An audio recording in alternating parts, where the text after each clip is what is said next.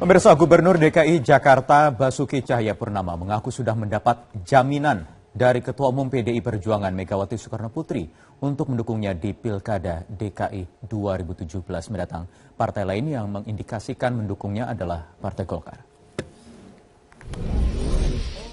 Gubernur DKI Jakarta Basuki Cahayapurnama optimistis akan mendapat dukungan dari PDI Perjuangan pada Pilkada DKI 2017. Ahok mengaku sudah mendapat jaminan dukungan itu langsung dari Ketua Umum PDI Perjuangan Megawati Soekarnoputri. Saya dari dulu mau udah dapat tiket kok. Ibu Mega pasti kasih. Kalau asal masyarakat surveinya mau dukung saya gitu loh. Dukungan juga datang dari Partai Golkar. Meski belum ada pernyataan resmi, namun menurut Ahok, para pengurus Golkar sudah menyatakan mendukungnya. Teman-teman di Golkar, yang pasti pengurus yang baru ini rata-rata teman dekat. Hampir semua saya kenal. Saya Golkar. Saya kan orang Golkar dari dulu. Teman dekat kok. Sebelumnya Ketua Umum Golkar Setia Novanto mengisyaratkan bahwa Ahok memenuhi kriteria Golkar sebagai calon gubernur DKI yang akan didukung. Ya, sosok Ahok karena dulu pernah di DPR, saya melihat bahwa ini Ahok itu selalu menjalankan sesuatunya itu dengan sesuatu terobosan-terobosan yang benar. Yang terbaik, ya tentu itu yang saya pilih. Sementara itu, pengamat politik Siti Zuhro melihat kemungkinannya kecil PDI Perjuangan akan mendukung Ahok. Sebab selama ini PDI Perjuangan cenderung mengusung kadernya sendiri di pilkada. PDIP itu partai pemenang. Dia sebagai partai pemenang, dia akan bangga kalau mengusung kadernya sendiri. Itu kekhasan PDIP. Hingga saat ini, parpol yang sudah memastikan mendukung Ahok pada Pilkada DKI 2017 adalah Nasdem dan Hanura. Ahok sendiri menyatakan akan tetap maju lewat jalur independen. Tim Liputan Metro TV. Ya, lantas apa sebenarnya maksud Ahok mengatakan sudah mendapat jaminan dukungan dari Megawati Soekarnoputri, sementara ia sudah menyatakan maju dari jalur perseorangan. Apakah juga benar PDI Perjuangan sudah mengirim sinyal akan mendukung Ahok di Pilkada DKI mendatang? Saya akan tanyakan langsung, ada Wasekjen PDI Perjuangan, Ahmad Basarah di studio. Selamat malam. Malam, Bung. Apa kabar, Mas? Dan juga ada Ketua DPP Partai Nasdem Taufik Basari. Mas Abbas, apa kabar? Dan analis politik Poltreking Institute Hanta Yuda. Selamat malam, Mas Abbas. Kita akan awali dialog ini usai jeda headline news pukul 19 waktu Indonesia Barat. Tetap bersama kami di Prime News. Perbincangan, Mas Basarah, benar nih apa yang dikatakan Pak Ahok, sudah ada sinyal dari Bu Mega? Boleh jujur ya? Silakan. Boleh jujur ya? Saya pribadi tuh jadi makin prihatin sama Pak Ahok. Dengan pernyataan beliau terakhir ini, ternyata Pak Ahok ini bukan saja kurang memiliki kecerdasan emosional, tapi juga lemah dalam kecerdasan kultural. Apa yang saya maksud adalah, kalau Pak Ahok mempersepsikan bahwa PDI Perjuangan dalam hal ini melalui Ibu Megawati memberikan sinyal akan mendukung, sebenarnya sinyal dukungan itu sudah sejak lama kita berikan. Bahkan sejak mendukung Pak Ahok menjadi calon wakil gubernur bersama Pak Jokowi, kemudian Pak Jokowi naik jadi presiden, kemudian kita dukung menjadi gubernur, bahkan ketika menjabat gubernur bersengketa politik dengan DPRD DKI, jelang HMP, PDI Perjuangan, Ibu Mega menginstruksikan mencabut dukungan HMP itu. Kemudian tanda-tanda lain itu diberikan, termasuk juga ketika Ibu Mega ulang tahun kemarin, salah satu dari 4 tokoh yang mendapatkan nasi kuning dari Ibu Mega itu adalah Pak Ahok. Kemudian 1 minggu sebelum Pak Ahok memberikan ultimatum, itu ada pembicaraan-pembicaraan dengan Bu Mega dan elit PDI Perjuangan yang lain tentang kelanggengan pasangan Pak Ahok dan Pak Jarod. Tiba-tiba seminggu setelah itu tidak angin tidak ada hujan, membuat pernyataan mengultimatum PDI Perjuangan untuk memberikan rekomendasi. Gitu kan? Nah, jadi menurut hemat saya, Ahok gagal paham. Gagal paham ya? Walaupun sebenarnya sudah berkurang, mestinya semua sinyalemen itu sudah cukup jelas untuk beliau baca. Ya. 5 tahun loh, satu pelita Pak Ahok mulai dekat dengan PDI Perjuangan dan Bu Mega sejak 2012. Mestinya beliau paham betul bagaimana struktur dan kultur PDI Perjuangan. Bu Mega itu adalah tokoh politik, tokoh nasional, ketua umum partai politik yang tahu betul bagaimana membedakan antara pribadi, hubungan pribadi dan hubungan organisasi. Baik. Pada konteks ini Pak Ahok gagal. Atau jangan-jangan pengurus yang lain belum tahu karena Pak Ahok kan dengan Bu Mega sering makan bakso, kemudian ini langsung direct itulah yang jangan-jangan demikian. Itulah yang saya katakan Pak Ahok gagal paham dalam mempersepsikan bagaimana sesungguhnya tipikal Ibu Megawati Soekarno Putri. Dalam konteks hubungan pribadi, Ibu Mega adalah seorang figur yang ramah. Ketika beliau suka dengan orang-orang yang dianggap baik, punya kompetensi dan sebagainya, beliau banyak berhubungan baik. Tetapi ketika menyangkut ranah organisasi, maka mekanisme organisasi ini harus ditempuh. Nah, mekanisme organisasi inilah yang oleh pernyataan Pak Ahok beberapa kali beliau nyatakan tidak akan maju melalui partai politik. Ini satu hal yang prinsip bagi PDI Perjuangan. Saya garanti 100% kalau PDI Perjuangan disuruh mendukung Pak Ahok dalam kapasitasnya memilih jalur perseorangan, garansi saya 100% PDI Perjuangan tidak akan memilih itu. Karena mazhabnya jelas berbeda. Ini mazhab individualisme dalam perseorangan, PDI Perjuangan partai politik mazhabnya gotong royong. Jadi apa kira-kira Mas Hanta maksud Pak Ahok sebut sudah dapat kode lagi, sinyalmen dari jaminan dari Bu Mega? PDIP dan Pak Ahok ini sepertinya benci tapi rindu. Jadi sebenarnya sudah cocok, cuma mekanismenya.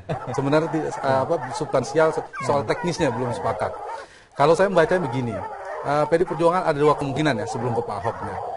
Saya menyampaikan di diskusi di sini juga dengan Pak Bambang Deha. Dugaan saya PDI Perjuangan akan menggunakan kalkulasi politik realistis atau dengan konsekuensi nanti PDI Perjuangan akan dinilai menjalankan politik zigzag.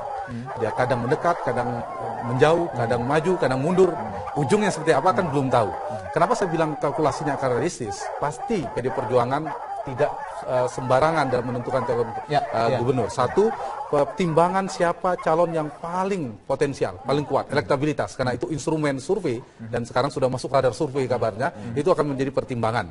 Catatan yang kedua adalah relasi politik antara tokoh sentral, veto player di partai politik, katakanlah ini PDI Perjuangan ada Ibu Mega, dengan Pak Ahok itu tidak problematik. Jadi tidak ada misalnya dengan Pak SBY misalnya agak sulit, tetapi dengan Pak Ahok tidak.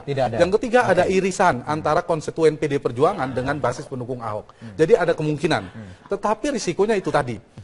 Namun di sisi yang lain bisa juga kita melihatnya PDI Perjuangan akan konsisten. Ini kan kacamata publik. Konsisten sejak awal kemungkinan tidak mendukung Ahok. Ujungnya PDI Perjuangan tidak mendukung Ahok. Kenapa saya masih membuka celah curiga? Karena PDI Perjuangan menggunakan dua jalur. Ada jalur DPD yang sudah ditutup, kemudian ada jalur lain yang masih dibuka. Namanya DPP atau hak prerogatif ketua umum. Nah, artinya masih ada peluang Pak Ahok.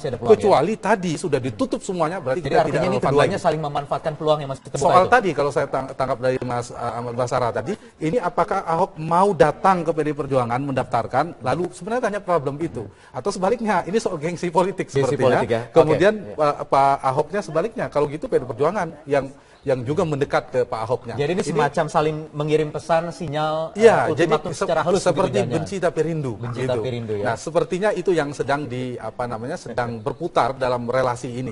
Cuma itu konsekuensinya. Kalau ujungnya PDI Perjuangan mendukung Pak Ahok juga dengan kalkulasi politik yang realistis tadi, kesannya memang PDI Perjuangan akhirnya tidak terlalu konsisten.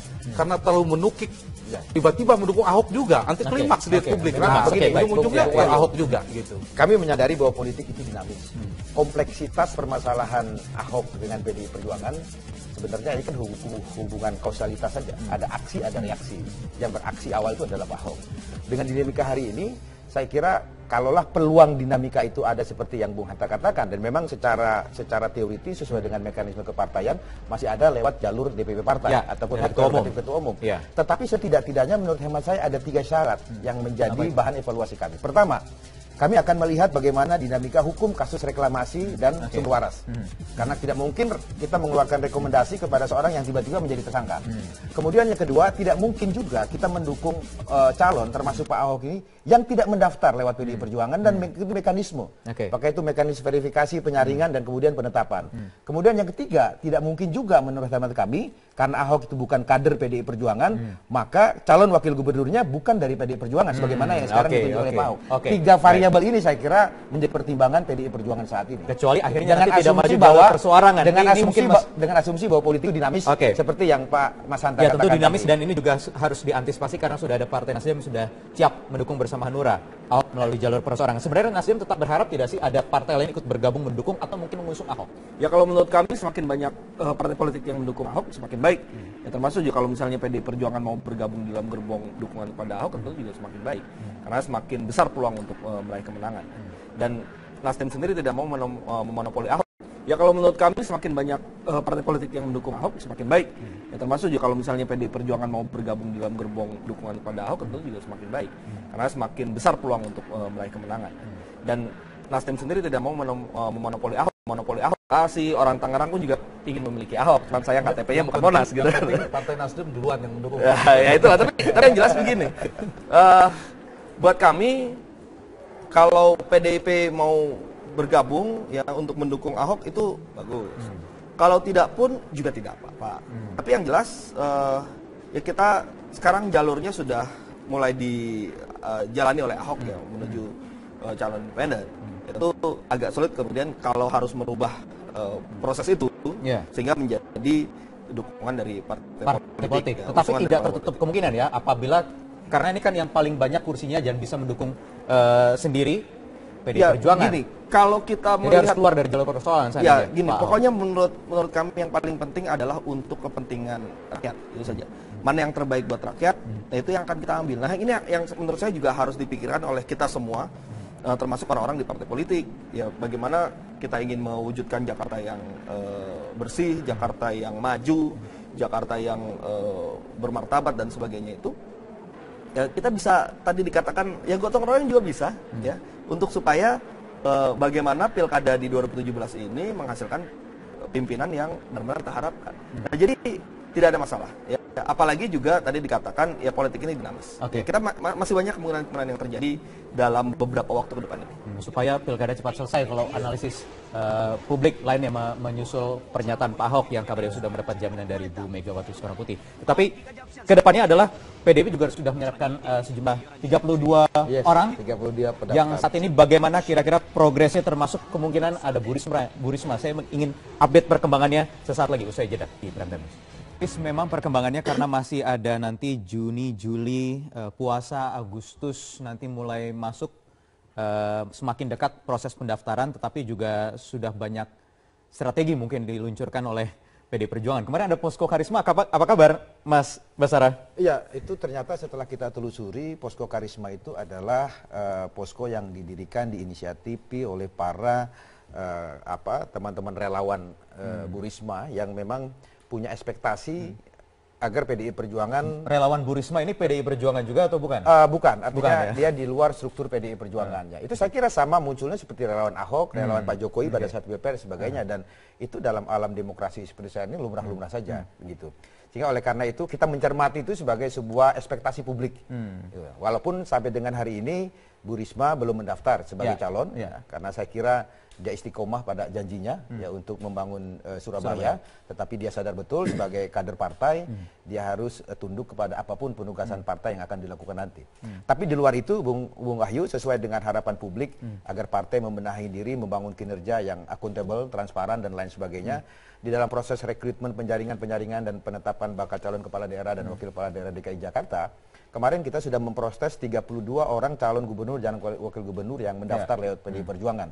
Sekarang ini tahap kami sedang melakukan survei, pemetaan lapangan terhadap semua figur, semua yang mendaftar, untuk kemudian kita memotret faktor popularitas dan sudah bisa tergambar kira-kira hasilnya? Kita masih sedang olah, hasilnya masih dalam proses, dan saya kira kita juga tengah mengkonsolidasikan dengan struktur partai, dalam hal ini DPD DKI Jakarta, DPC, PAC, ranting-ranting dan anak ranting, karena salah satu tujuan pilkada bagi PDI Perjuangan bukan hanya merebut kekuasaan politik di daerah, tetapi juga sarana kaderisasi dan konsolidasi. Sehingga faktor-faktor itu coba kita konsolidasikan sedemikian rupa sebelum kita sampai pada kesimpulan. Sementara ini kita menyiapkan 3 skenario. Skenario pertama itu adalah mendukung pasca calon gubernur dan wakil gubernur dari internal partai. Saya kira ini adalah gagasan sebagai partai kader, kita melakukan persemaian. Idealnya karena kita bisa mengusung sendiri di pilkada DKI, idealnya kita mengusung opsi pertama kader itu sendiri adalah calon gubernur dan calon wakil gubernur dari kader sendiri. Kemudian opsi yang kedua adalah gubernur dari kader internal, kemudian calon wakil gubernur dari eksternal. Opsi yang ketiga, calon gubernur eksternal, calon wakil gubernur dari internal. 3 opsi ini semua masih sedang terbuka, kita exercise. Termasuk ini exercise-nya PDI Perjuangan dengan 32 nama yang saat ini masih mengikuti penjaringan. Tetapi muncul juga ada nama Bu Risma. Mas Hanta, kira-kira bagaimana? Ya, tergantung PDIP ini seriusnya kemana. Apakah betul-betul ingin menyiapkan lawan tanding Ahok yang sepadan, atau sedang memperkuat posisi tawar, ujung-ujungnya sebenarnya sebenarnya jalannya peta jalannya ke Pak Ahok juga. Itu kan berbeda untuk membacanya. Kalau saya sih berharap biar seru pilkadanya seperti temanya pilkada belum selesai, maka memunculkan figur-figur yang punya potensi untuk lawan sepadan dari Pak Ahok yang sangat kuat itu. Misalnya tadi pertanyaan Mas Wahyu soal Risma, saya katakan, iya kalau ingin memunculkan figur harus figur-figur yang memiliki kekuatan elektoral, kekuatan figur yang mirip dengan postur elektoral yang dimiliki oleh Pak Ahok. Karena itu figur-figur kepala daerah berprestasi menurut saya layak untuk dipertimbangkan, untuk dimunculkan. Tetapi makin lama memunculkan, ruangnya semakin sempit, semakin tidak ada kesulitan untuk memunculkan. Nah mungkin ada kalkulasi realistis tadi PDI Perjuangan untuk memunculkan. Nanti kalau dimunculkan, dicoba-coba untuk melihat sepadan, tetapi tidak muncul figur yang kuat, tidak ada pilihan bagi PDIP, akhirnya harus dukung Pak Ahok juga. Misalnya surveinya ternyata Pak Ahok juga yang nomor 1. Yang kedua, nanti banyak pertaruhan. Ini kan pertaruhan bagi PDI Perjuangan yang memegang kursi legislatif di DPRD. Tidak mau di 2019 punya imbas ketika kalah di eksekutif terhadap legislatifnya. Karena itu banyak yang akan dipertaruhkan. Posisi Bu Risma lagi, terutama akan layu sebelum berkembang. Padahal orangnya orang baik, potensial dan masih panjang. Yang kedua, Jatimnya bisa terlewat peluangnya kalau kalah di pilkada DKI. Jadi memang benar-benar harus berpacu dihitung betul. Tapi di sisi yang lain, PDI Perjuangan menurut saya juga mempertimbangkan begitu gengsi politik Gubernur DKI ini. Dulu kan Presiden Republik Indonesia yang jadi Gubernur DKI. Selain itu APBD-nya 67,1 triliun. Ini juga harus diamankan. Jadi faktor-faktor itu menurut saya dihitung betul oleh PDI Perjuangan. Tidak mungkin PDIP mengusung nama orang yang tidak akan punya peluang menang. Pertanyaannya, kalau orang yang akan disiapkan oleh PDI Perjuangan tidak memiliki peluang menang, kemana? Itu tadi sebenarnya akan jadi, ke Pak Ahok sedang menyiapkan pintu atau sedang serius betul menyiapkan lawan tanding Ahok. Benar-benar Risma. Kalau memang benar-benar menyiapkan lawan tanding Ahok, bagaimana Nasdem menghadapi Bu Risma taruhlah seandainya? Menurut saya saat ini Pak Ahok siap untuk menghadapi siapapun, apalagi dengan hasil survei yang sekarang menunjukkan bahwa masih jauh ya Pak Ahok di atas lawan-lawan yang beredar. Itu ya kita pun masih mencari-cari tahu juga siapa kira-kira yang cocok menjadi lawan Ahok. Walaupun segalanya bisa berubah ketika ada deklarasi calon tertentu lainnya misalnya. Betul. Elektabilitas langsung meningkat ketika deklarasi dilangsungkan. Betul, bisa, semuanya masih bisa berubah ya. Tapi juga untuk Pak Ahok ini kan juga terus bergerak ya. Pendukungnya juga terus bergerak dan sebagainya. Yang saya pikir juga ya kita bisa kok mempertahankan posisi elektabilitas Pak Ahok yang terus bertahan di nomor 1 dan cukup tinggi.